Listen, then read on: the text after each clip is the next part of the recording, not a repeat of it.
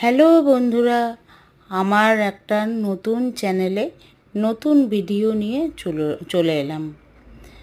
তো পথ চলা শুরু, সেই জন্যে শুরুটা করলাম একটা ভালো কাজ দিয়ে, তা হলো সরস্বতী পুজোর দিন দিয়ে। সরস্বতী ঠাকুর কিনতে হবে, সরস্বতী পুজো চলে এসেছে। বেরিয়ে পড়লাম, এই দোকান সে দোকান, এই দোকান সে দোকান করে কিনতে চলে এলাম। তারপরে পছন্দও হচ্ছিল না, প্রচুর ঠাকুর, কোনটা নেব কোনটা নেব না।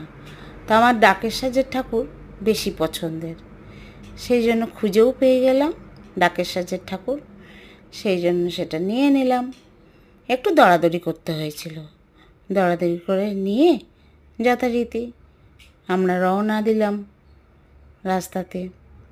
বাড়ির পথে বাড়ির পথে না, দশকর্মার দোকানে যেতে হবে। তো দশকর্মার দোকানের মালগুলো নিতে হবে না, ভুলেই গেছিলাম। চলে গেলাম, সেখানেও ভিড়। সমস্ত মালপত্র নিয়ে আবার বাড়ির উদ্দেশ্যে এবার সত্যিই রওনা দিলাম।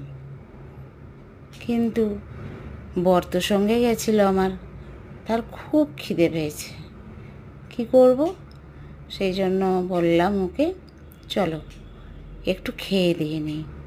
কী খেলাম জানো? ফুচকা খেলাম আর মিষ্টি নিলাম, বাড়ি চলে এলাম।